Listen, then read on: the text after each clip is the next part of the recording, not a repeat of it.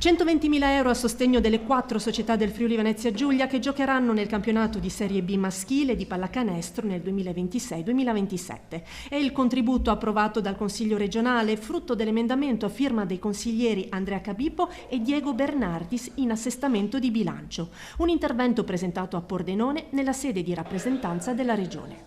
Abbiamo ottenuto lo stanziamento di 120.000 euro per il campionato del 2026-27 a favore delle 4 squadre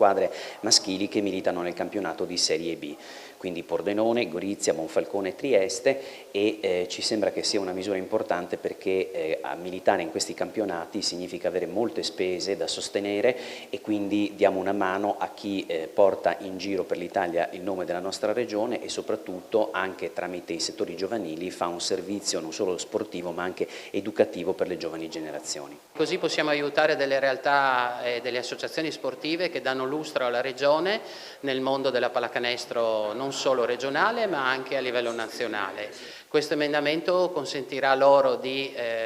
far fronte alle spese per il nuovo campionato, per la nuova stagione cestistica e questo secondo noi non solo è un risultato importante ma un risultato che dovrebbe essere consolidato nel futuro e darà sicuramente nuova prospettiva a tutte le realtà che rappresentano tutte e 4 le province del territorio regionale.